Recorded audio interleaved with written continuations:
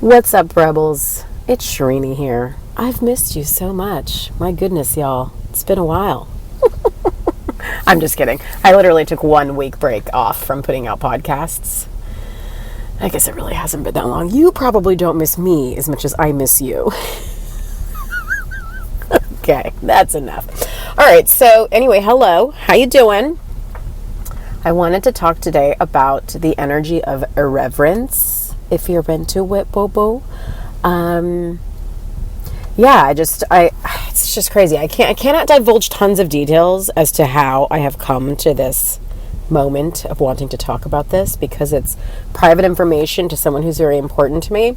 But I will say that I'm just having a newfound respect for the idea of sharing your story. I know that for me as a coach, it's been a lot of like, I need to learn, like, as an entrepreneur, like, you need to share your story. Gary Vee talks about you got to share your story. Brendan Burchard talks about you got to share your story.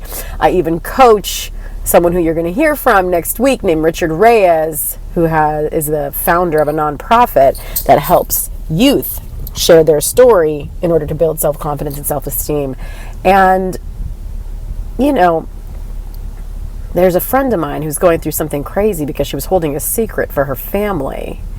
And she recently just let the secret out. And I can just see how sometimes when we want to protect others, sometimes when we're holding a secret to protect others, sometimes when we are unwilling to speak our actual truth to protect others, it's really self-harming.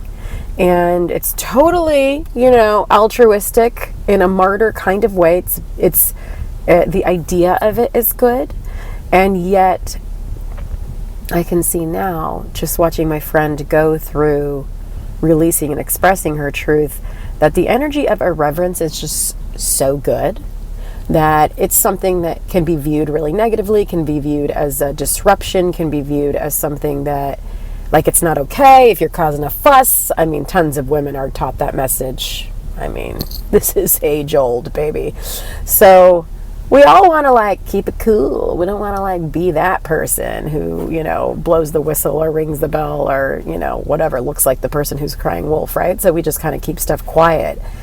And I feel like it's like the energy of irreverence versus the energy of compliance, or the energy of, rebellion of irreverence versus the energy of just being complicit and quiet and going with the flow, even at the expense of other people or yourself sometimes. So I'm just presenting a thought to you, for you who's listening. Where are you on that scale? Do you tend to, inch more towards irreverence? Do you tend to inch more towards compliance?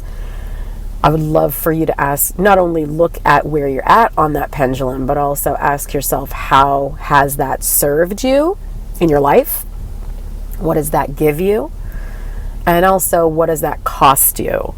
Because I feel like sometimes the best medicine is self-awareness, and so I'm just trying to support you with this little solo cast and really looking at yourself and where you display the energy of compliance and being complicit in something that may actually not be great for you, that may actually not be great for others, versus irreverence and being willing to disrupt in an effort to get to what's truly healthy and good, and really for the greater good for all involved. So it ain't pretty. It ain't pretty to be the disruptor. My goodness, let me tell ya.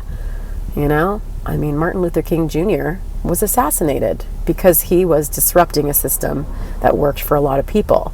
And so it's really scary work to be that brave. It's so scary for real reasons. People have actually been assassinated for this type of behavior. And so I certainly don't want any of those things to happen to you, sweet boo-boo bear, on the other end of this little audio message here. But I do want you to just really look within for a second and think about, where are you at on that pendulum of irreverence versus compliance? How does that serve you? What does that cost you? You might, and wherever you go, there you are. So sometimes the ways that you are compliant in your work, you're also compliant in your relationships. And so this is kind of like inevitably going to be a revolution within you. Sorry, not sorry, boo. But I would really just love to leave you with this today. It's sort of an open-ended solo cast. I just want you guys to think for a little bit about where you land on that pendulum, what it serves you, what it costs you. And I'd love to hear from you. Feel free to email me at shireen@awakentherebel.com. I got your back always and forever, boo. And, I guess I'll catch you on the next one.